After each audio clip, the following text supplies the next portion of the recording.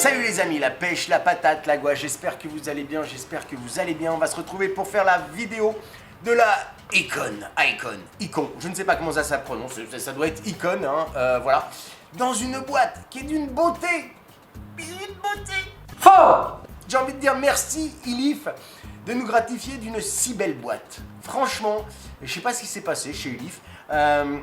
Certainement un changement de graphiste parce que avant ils nous sortaient des boîtes blanches. Non, c'est vrai. Là ils se sont dit hey, venez les gars, on tente la couleur. C'est bien tenté, mais c'est immonde.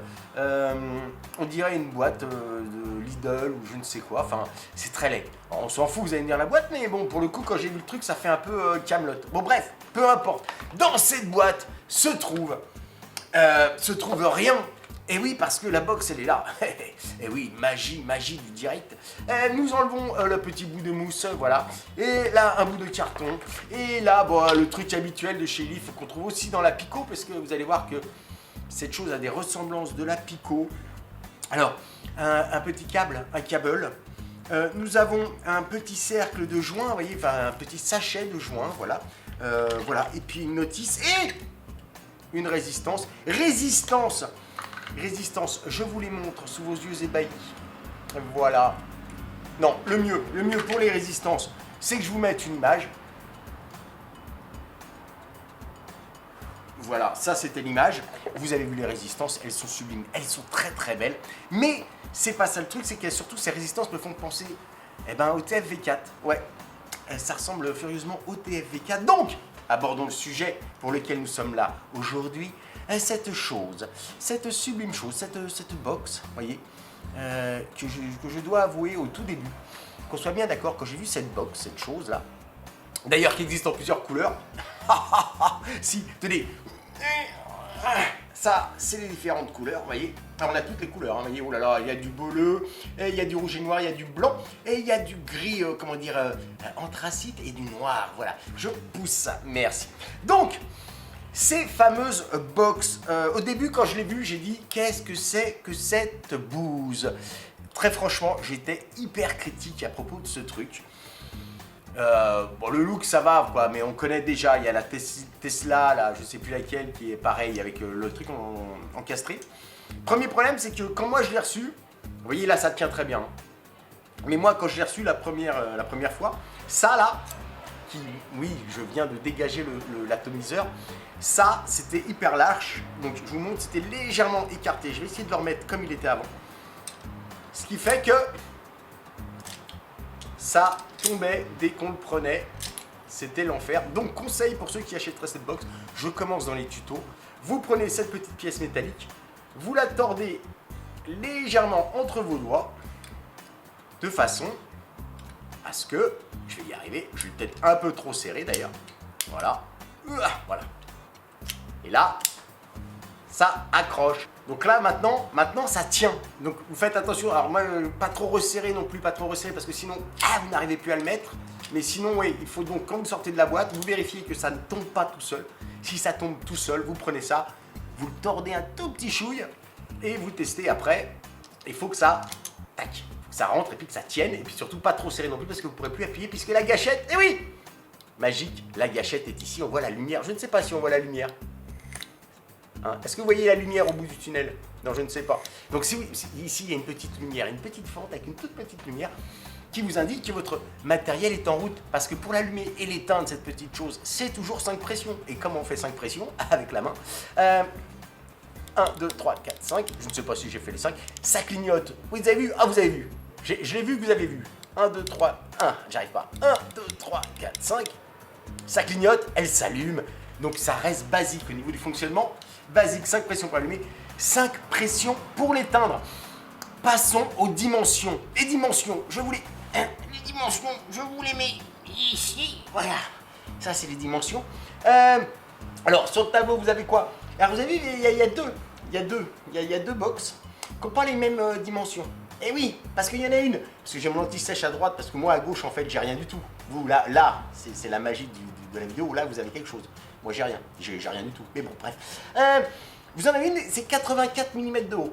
Si vous regardez bien l'image. Et puis, vous en avez une autre, c'est 82 mm de haut. Parce qu'à l'intérieur de la box, vous avez deux atos différents. Vous avez le XL et vous avez le mini. Le mini, bien sûr, c'est un 2 millilitres, pardon, et qui est TPD ready. Voilà, c'est tout bête. Moi, il m'a été livré avec le XL. Le XL qui fait une contenance, je ne sais plus, je vous le dirai après. On continue, donc 28 mm de large, ici, là. Voilà, 28 mm de large, vous voyez, à la partie la plus épaisse, n'est-ce pas? Et 48,8 mm là. De toute façon, vous avez les dimensions sur l'image qui est là. Voilà, et donc deux hauteurs différentes. L'autre hauteur, c'est 90 mm de haut, et l'autre, c'est 84. Voilà, je pousse ça, voilà. Donc, ça, c'était pour les dimensions de cette petite chose. On va aborder le système classique, c'est exactement le bouchon d'une Pico. Voilà, c'est exactement le même principe. Vous cachez ce côté-là, vous avez une Pico, vous l'enlevez, vous avez une icône. Donc vous ouvrez là, voilà, et vous dégagez. Oui, je sais, je bosse avec des VTC6, je suis un vrai professionnel. Vous avez des accus classiques, vous mettez la tête en bas, comme la Pico, tout pareil. Tac, tac, et vous vissez ici le petit bouchon qui va bien. Et voilà, tout bête. Ensuite de quoi, toujours pendant qu'on est... Alors, oui, aucun réglage, cherchez pas de bouton, pas d'écran, pas de bouton, rien, dada. Une prise micro USB en partie basse, des trous de dégazage, n'est-ce pas? Et c'est tout. Point barre, rien, voilà. Donc, si on aborde le sujet de ça, effectivement, le petit truc qui est là, le petit truc blanc, vous voyez ici? Le petit truc blanc, là, tac, bah ça, c'est le Fire. C'est le Fire et ça vient appuyer ici, là, vous voyez, contre celui-là. Et ça fait Fire quand on appuie. Voilà. Ici, bah, on verra mieux. Bah, vous avez la petite lumière, vous la voyez là. Voilà, vous avez la lumière. Et bien, cette lumière-là, ça clignote suivant le taux de charge. Vous voyez? C'est-à-dire que si vous êtes à 100% de batterie, c'est stable. Ça s'allume comme là. Vous voyez, ça s'allume, voilà. Par contre, si votre batterie est très fatiguée, je vous le fais. Oui, la maison ne recule devant aucun sacrifice. Je prends ça, allez, hop, je mets un accu qui est quasiment vide. Tac, je le mets là-dedans, je le mets là. Et là, je vais appuyer, sous vos yeux ébahis, ça va clignoter. Voilà. Vous avez vu? As-tu vu la belle quenouille? Voilà, ça clignote. Vous voyez, ça clignote? Et ben voilà, ça veut dire ton accu est bientôt déchargé. Donc voilà. Après, ça clignote plus ou moins vite suivant le taux de charge. Je ne veux pas vous mettre, j'ai un tableau avec les trucs, mais là, on va arrêter d'incruster des photos parce que c'est nouveau, parce que je m'amuse. On va arrêter un petit peu. Donc ça, là-dedans. Qu'est-ce qu'il en est du tank, du réservoir? 22 mm. J'ai pas essayé du 23, mais j'ose même pas imaginer. Je pense pas que ça rentrera. Voilà. Des airflow en partie basse, je vous le sors. Alors c'est un vrai atto, pour le coup, c'est pas quelque chose de propriétaire, si, parce que ça rentre dedans, mais on pourrait très bien se servir de l'atto tout seul à part. Voilà, on pourrait très bien le mettre, soyons fous. Allez, hop. On va le mettre sur autre chose et on va voir que ça fonctionne. Comme quoi, la vie est bien faite. Voilà. Hop. On appuie là-dessus. J'ai une mèche qui t'est annoncée à 0,25 ohms. Je suis à 70 watts.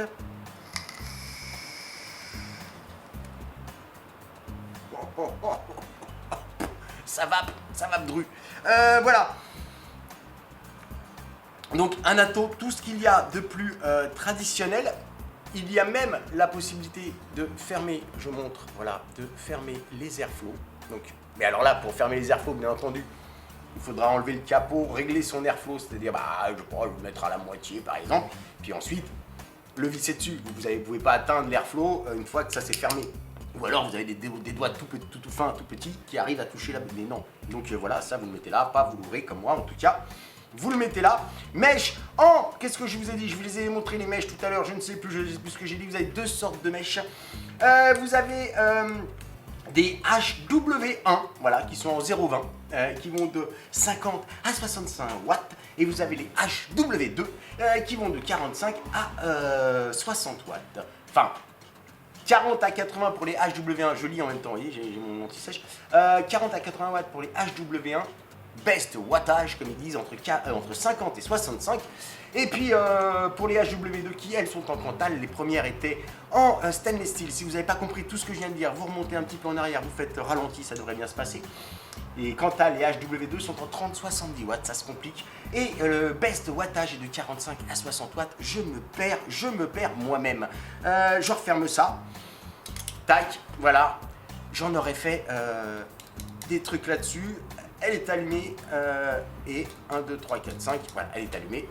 Remplissage, ça c'est cool. Ça va nous rappeler un petit peu le système du Melo, le Melo 300 entre autres. Et puis ça va nous rappeler aussi certains remplissages déjà connus. Vous avez ici, alors je vais vous montrer. Hop, voilà, un petit remplissage par le dessus, plutôt cool, plutôt facile. Ça c'est bien, ça j'aime bien. Hop, on referme. Sauf que moi quand il est vissé complètement, pas de bol, ça s'ouvre côté, ça aurait été bien, pas de bol, mon pas de vis s'arrête du mauvais côté, ce qui fait que je tape contre le truc. Donc je suis obligé à chaque fois de le desserrer un petit peu, mon Atto, pour pouvoir charger. Bon, c'est un détail, c'est peut-être un détail pour vous, mais pour lui ça veut dire beaucoup. En tout cas, voilà. Ça fonctionne vachement bien, j'ai envie de dire, regardez.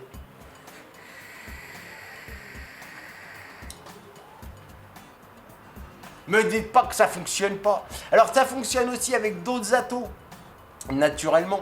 Alors je l'ai essayé avec le Melo 2, Melo 3, pardon. Ça fonctionne à condition d'avoir des mâches ou du cresson, ça dépend, d'avoir des mèches assez basses. Hein. Prenez pas des mèches en 1,2 ohm, ça n'envoie que dalle. Hein. Au minimum, je dirais des mèches en 0,30, c'est pas mal. 0,20, 0,30, ce serait pas mal du tout. Sinon, oui, vous pouvez mettre d'autres Atto dedans. D'autant plus qu'on a effectivement une petite... D'ailleurs, je vais vous mettre l'image. Je vais vous mettre l'image. Je la cherche. J'ai une image normalement. J'ai une image. Je la cherche. Je la cherche pas. Je vous couperai au montage. C'est le moment où je cherche. Voilà. Voilà. Je vous mets l'image. Tac. Voilà. Elle est là. Et celle-là, elle est apparue d'un coup comme ça. Hein. Et on voit effectivement que pour le mini, on a une petite... comment dire, une rehausse de façon à ce que le triptyque dépasse du truc. Sinon, vous vapez avec les lèvres vraiment, voilà, c'est compliqué. Voilà, sur ce, pas grand chose d'autre à dire, j'ai déjà fait beaucoup trop long là-dessus, je crois que je vous ai tout donné. Les dimensions, tout ça, c'était plein d'images qui bougent, c'était fantastique. C'était un grand moment de bonheur. Je vous fais des gros bisous masculins, n'oubliez pas, nous sommes la résistance, et comme je dis toujours, une petite barre pour le départ. Pourquoi je prends cet accent, je n'en sais rien, mais une petite barre pour le départ quand même.